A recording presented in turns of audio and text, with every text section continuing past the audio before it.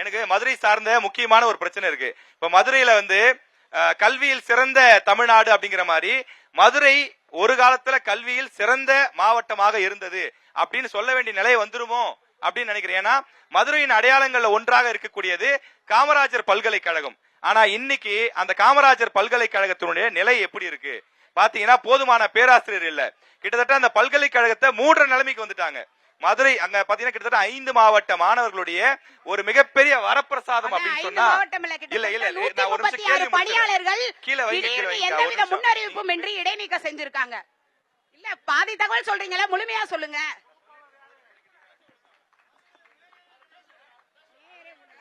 சரி சார், நீங்க சொல்லுங்க. மதுரை காமராஜர் பல்கலைக்கழகத்தை சீரமைக்க உங்க ஆட்சி காலத்துல இங்க எடுத்த நடவடிக்கை என்ன? இன்னும் கொஞ்ச நாள்ல மதுரை காமராஜர் பல்கலைக்கழகத்தை மூடிடுவாங்க போல தெரியுது. அது கீழ இருக்கக்கூடிய உறுப்பு கல்லூரிகள் என்ன ஆகுறது? திமுக கேட்க வேண்டிய கேள்வி நீங்க அதிமுக இல்ல சார், நீங்க என்ன நடவடிக்கை எடுத்தீங்கன்னு சொல்லுங்க, அடுத்து அவர் பதில் சொல்லுவார். எங்க பேர்ல பிரச்சனை இல்ல சார். உங்க பேர்ல போதுமான பேராசிரியர்கள் நியமிக்கப்படல. அதெல்லாம் ஆட்சி காலத்துல நியமிக்கப்பட்ட அந்த துணைவேந்தர்கள் அவங்க நிதி நிர்வாகம் சரியா செய்யல. காமராஜ் யூனிவர்சிட்டியில பிரச்சனையே கிடையாது. ஆமா, அது இது எல்லாமே இப்ப திமுக உடைய காலத்துல. இந்த ஒரு கேள்விக்கு நான் பதில் சொல்லணும். கிருதுமால் நதி சொன்னாங்க, சகோதரி சொன்னாங்க சத்யா. இல்ல பழைய கேள்விக்கு போவேனா சார், அது விட்டுறலாம். இல்ல அது முக்கியமான கேள்வி, மக்களுக்கு தெரியும்ல. அது அந்த பகுதியை சார்ந்த நண்பர்கள் இங்க இருக்கிறாங்க. ஏன் இருக்கிறாங்கன்னா, நான் இறங்கி நாங்க எங்களுடைய தொண்டு நிறுவனத்தின் மூலம் உள்ள நாங்க இறங்கி வேலை பார்த்துக்கிட்டு இருக்கிறோம். நாங்க அங்க அதை வச்சு நான் சொல்றேன். என்ன பண்ணிருக்காங்க, திமுக ஆட்சிக்கு வரும்போது கொடுத்த வாக்குறுதி, அண்ணன் கோ தளபதி எம்எல்ஏ வரும்போது கொடுத்த வாக்குறுதி, கிருதுமால் நதிக்கு நான் 2 பக்கம் சுவர் கட்டுவேன்னு. ஏன்னா 5 வருஷம் முடிய போகும்போது எலெக்ஷன் வரனால இன்னைக்கு ஒரு பூமி பூஜையை போட்டு இப்ப சவர் கட்டுற மாதிரி பண்ணிருக்காங்க.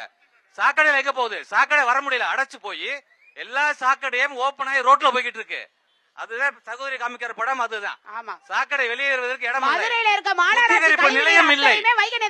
எலெக்ஷனுக்காக பண்ணப்பட்ட ஒரு விஷயம் இன்னைக்கு. இப்ப இந்த சாக்கடை உருவானது இந்த 5 வருஷத்துலதான். அதுக்கு முன்னாடி சாக்கடை எதுவுமே இல்ல.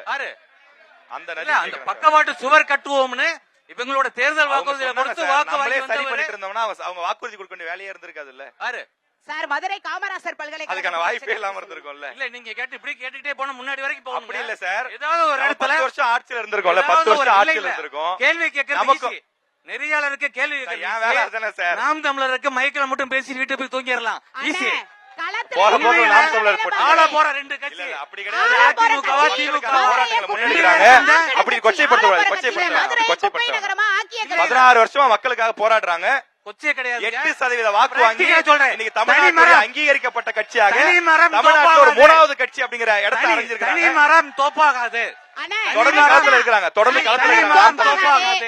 நாம் தமிழர் கட்சி ஒரு நிமிஷம் தோப்பாகாது. நீங்க பேசுறதே சரியில்லைக்கா. நீங்க தொடர்ந்து பேசுங்க. ஒவ்வொரு கட்சி தாவர கூட்டம் அல்ல நாங்கள். சீமான் எங்க இருந்து வந்தாரு? உங்களுக்கு நேரம் குறைவா இருந்துச்சு, நீங்க எனக்கு சீமான் வந்தாரு. சீமான் இந்த கட்சியில இருந்து வந்தாரு. அதே கட்சியில இருக்காரு. அதிமுக திமுக சேராத அது தேவையில்ல. அப்படி பார்த்தா நாம் தமிழர் கட்சிங்கிறதே வேற யாரோ ஒருத்தர் வச்சிருந்தாரு. அப்படி போகல. யார்கிட்ட இருந்து அந்த கட்சி பேரை வாங்குனீங்களோ அதை கேட்க முடியாது. அதுக்கான களம் இல்ல, இது அதுக்கான களம் இல்ல, இது அனுமதிக்க முடியாது. சிவந்தி ஆதித்தனார் கட்சி இல்ல இல்ல இல்ல ஒரு பயிற்சி பட்டறை பிரச்சனை அதை பத்தி கிடையாது.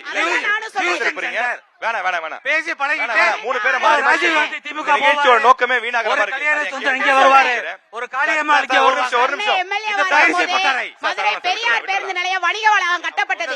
இன்னைக்கு அது திறக்காம கிடப்பில இருக்கு.